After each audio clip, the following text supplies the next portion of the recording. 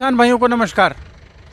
साथियों, आप पहचानते होंगे इस समय मैं संजीव डोडा के साथ हूँ और ये हमें एक्सपेरिमेंट करने में गेहूँ हो या धान और बीज बनाने में बहुत सहायता करते हैं।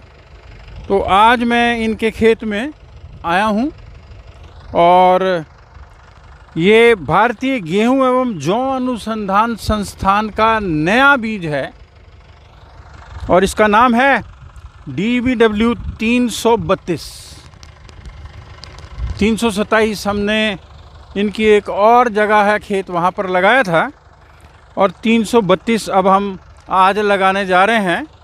हालांकि इसमें एक सप्ताह की देरी हो गई है। हमको संस्थान का मानना है कि ये 156 दिन की है, तो इसमें अक्टूबर के आखिर में लग जानी चाहिए थी। आज नवंबर की 11 तारीख हो गई है, तो हम देखेंगे कि पीछे जाने में कितनी पैदावारी में थोड़ी सी कमी आती है या कोई और चेंज आता है। तो रिंकू, आपका बहुत बहुत स्वागत है। इसमें हमने बीज डाला है, आप ज़रा बीज दिखाएं सबको।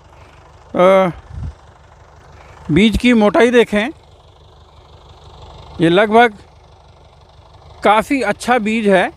पिछले साल की गर्मी पड़ने के बाद, हालांकि ये प्लांट में सफाई की होगी इन्होंने, फिर भी बहुत मोटा लग रहा है। और इसका उपचार कर रहे हैं हम टेबुकोनाज़ोल 2% DS के साथ। बीज को उपचारित करने के बाद हम इसको बोएंगे। भैया, इसको आप ज़रा मिलाएं रंजीत। और संस्थान का ये मानना है कि ये किस्म जो है ये पंजाब, हरियाणा, पश्चिमी उत्तर प्रदेश, उत्तराखंड और हिमाचल के तराई वाले क्षेत्र, कठुआ तक लग सकती है जम्मू में। और इसकी पैदावारी जो है, मेरे को पिछले साल 327 और 332 दोनों ही थोड़े थोड़े मिल गए थे, जस्ट 5-5 किलो। बहुत देर हो गई थी और मैंने 17 दिसंबर को लगाए थे, तो उसमें मैं ज़्यादा आंकड़े जुटा नहीं पाया।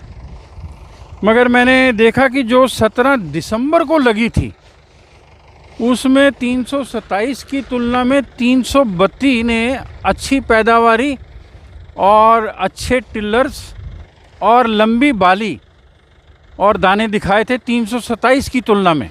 मगर जो संस्थान के आंकड़े हैं उसके मुताबिक अगर यील्ड पोटेंशियल की बात करें, अधिकतम कितना उत्पाद होगा, तो 327 कुछ ज़्यादा पैदावारी देगी 332 की तुलना में।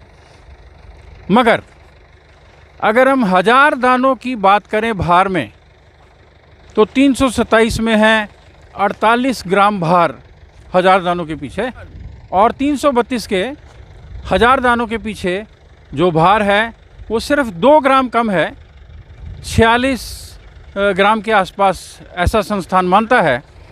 तो मैं ये कहना चाहूँगा कि औसतन उत्पादकता, क्योंकि मैं अक्सर IIWBR में जाता हूँ, तो मैंने जो फ़ोटो लगे हुए देखे हैं, ये सिंचाई वाले क्षेत्रों के लिए है, लंबे समय की है। कुछ कद 100 सेंटीमीटर से नीचे है, 98 सेंटीमीटर के आसपास है। गिरने की फ़िलहाल कोई संभावना नहीं है। पिछले साल तो क्योंकि मैंने देर में लगाया था तो कद ही बहुत छोटा रह गया था उनका। इस साल पता लगेगा कि इसका कद कितना आएगा करनाल के परिप्रेक्ष्य में, जो पानीपत और कैथल और जींद और यमुनानगर आसपास के जितने भी पंजाब के इलाके हैं, इवन पटियाला, उसके आगे मोहाली, तो वहाँ सब जगह पर यहाँ का एक्सपेरिमेंट रेप्लिकेट हो सकता है। जो उत्पादकता आएगी इस तारीख के आसपास जो हम बुआई कर रहे हैं, तो संस्थान के निदेशक के कमरे में 2 फोटोग्राफ्स लगे हैं, DBW 332 और DBW 327। इन दोनों के चित्र लगाए गए हैं और उसमें मैंने पढ़ा कि औसतन उत्पादकता में, हाईएस्ट यील्ड पोटेंशियल में तो फ़र्क है, 27 ऊपर है, ये कुछ नीचे है। मगर औसतन पैदावारी जो उन्होंने आंकी है उसमें लगभग ये सिर्फ 20 किलो से लेके आधा कुंटल तक, उससे कम रह सकती है। कुछ प्रदेशों में ये हो सकता है ज़्यादा भी 327 से ज़्यादा पैदावारी दिखा दे। और गर्मी को सहने की शक्ति भी इसमें है, क्योंकि मैंने देर में लगाई थी पिछले साल, और दोनों ही किस्में बहुत अच्छे से भर गर्मी में दाने में आई थी और पकी थी, तो दाना पिचका नहीं था बहुत ज़्यादा, तो ये किस्में अच्छी हैं। फ़िलहाल ये 332 की बात कर रहा हूँ मैं। आप DBW 332 को इस साल लगाएं और उसको थोड़ा सा आंकें, मूल्यांकन करें, पढ़ें। हम भी इसको पढ़ेंगे, क्योंकि ये बीज हमको संस्थान से मिला है, तो अच्छा होने पे उत्पादकता और सभी पैरामीटर में खरा उतरेगा ये, तो हम ज़रूर आपको बीज देंगे। आप उसके लिए संस्थान से भी संपर्क कर सकते हैं, आप हमारे साथ भी कर सकते हैं संपर्क। सबको ढेर सारी शुभकामनाएं। नमस्कार।